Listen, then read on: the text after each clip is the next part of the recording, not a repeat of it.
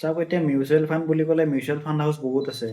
আপোনালোকক আগতে কৈছোঁ যে মানে আপোনালোকে LIC পলিচি মানে বিশ্বাস কৰে, ট্ৰাষ্ট কৰে, কিন্তু LICৰ মিউচুৱেল ফাণ্ড হাউচত আপোনালোকে ট্ৰাষ্ট নকৰে।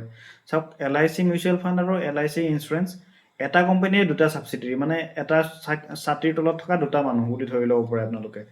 চ' LIC মিউচুৱেল ফাণ্ড আছে, SBI মিউচুৱেল ফাণ্ড আছে, HDFCৰ মিউচুৱেল ফাণ্ড আছে, তাৰপিছত এক্সিছ মিউচুৱেল ফাণ্ড আছে, মতিলাল ওচলা, এইবিলাক বহুত পুৰণা কোম্পানী, মানে পুৰণা এছেট মেনেজমেণ্ট কোম্পানী। টাটাৰ মিউচুৱেল ফাণ্ড আছে, আদিত্য বিৰলাৰ মিউচুৱেল ফাণ্ড আছে। চ' মানে আপুনি মানে পইচাটো আপুনি মিউচুৱেল ফাণ্ড বুলি ক'লে না, মিউচুৱেল ফাণ্ড এটা জাষ্ট আমব্ৰেলা, তাৰ তলতো বহুত এনেকুৱা এছেট মেনেজমেণ্ট কোম্পানী আছে। আকৌ প্ৰত্যেকটো এছেট মেনেজমেণ্ট কোম্পানী আকৌ বহুতকেইটা ফাণ্ড আছে। ইণ্ডিয়াত আজিৰ ডেটত, ভাৰতবৰ্ষত আজিৰ ডেটত প্ৰায় 4,500ৰ ওপৰত ফাণ্ড আছে, মানে মিউচুৱেল ফাণ্ড স্কিম আছে। চ' আপুনি কোনটোত বিনিয়োগ কৰিব সেইটো আপুনি যদি নিজে বিনিয়োগ কৰে সেইটো বেলেগ কথা, কিন্তু যদি আপুনি মানে কোনোবা এজন এডভাইজাৰ বা যায়, মোৰ নিচিনা কোনোবা এডভাইজাৰৰ মানে আণ্ডাৰত বিনিয়োগ কৰে, তেতিয়া আপোনাক পূৰা এই বস্তুটো ক্লিয়াৰিফিকেশ্যন দিব, মানে আপুনি যিটো ফাণ্ডত ইনভেষ্ট কৰিছে, আপুনি ইনভেষ্ট কৰা ফাণ্ডটো বা স্কিমটোত কিমানকেইটা কোম্পানী আজিৰ ডেটত মানে ইনভেষ্ট হৈ আছে, আপুনি মানে বিনিয়োগ কৰা স্কিমটোৰ কিমানটা কোম্পানী সোমাই আছে, এইবিলাক বস্তু আপোনাৰ ক্লিয়াৰিটি পাব মানে।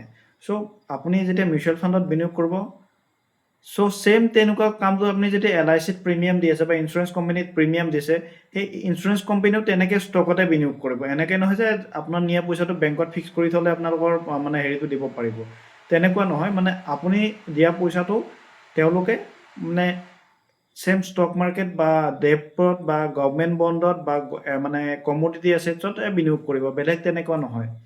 চ' য'ত নেকি আপুনি 10-12% মিনিমাম এটা ৰিটাৰ্ণ জেনেৰেট কৰিব পাৰে, তো সেইটো বস্তু আপুনি ইনডাইৰেক্ট ৰাস্তাৰে বা অলপ বেকাৰ ৰাস্তাৰে গ'লে 4 বা 5%ত কিয় আপুনি সন্তুষ্ট হৈ থাকে। চাওক LICৰ এজ পাৰ আজিৰ লেভেল ডাটা যিটো আছে, মানে ধৰক এনুৱেল যিটো বোনাছ সেইটো 5%, 5 পৰা 6, মেক্স টু মেক্স 6%লৈকে ওপৰত আজিলৈকে পোৱা নাই, মই যিমানখিনি ডাটা চাইছোঁ বোনাছ ডিক্লাৰেশ্যনৰ।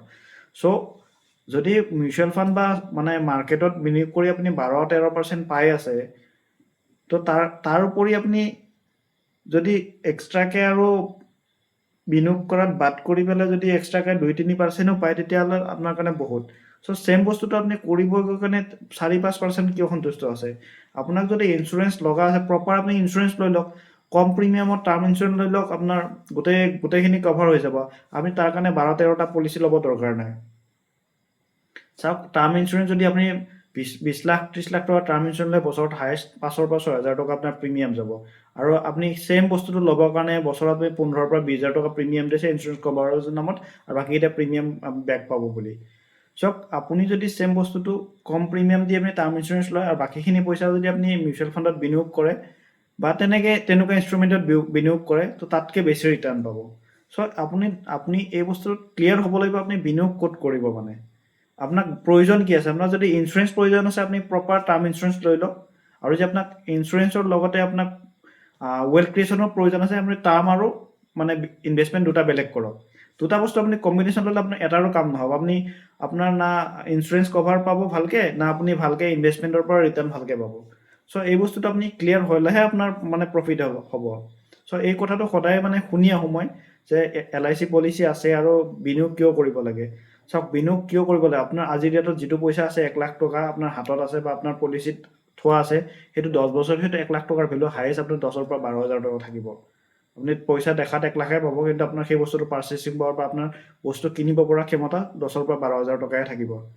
চ' সেইকাৰণে 1 লাখ টকাটো এটলিষ্ট 1 লাখ টকাৰে বস্তু পাৰ্চেছ কৰিব পৰা কেপাচিটি কৰিব কাৰণে আপুনি এনেকুৱা ইনষ্ট্ৰুমেণ্টত ইনভেষ্ট কৰিব লাগিব, য'ত মুদ্ৰাস্ফীতিক বাদ কৰি পেলাই আপুনি 3-4% আৰু এক্সট্ৰা ৰিটাৰ্ণ পায়, য'ত আপোনাৰ পইচাটো সেইটো হিচাপত মানে বাঢ়ি যায়।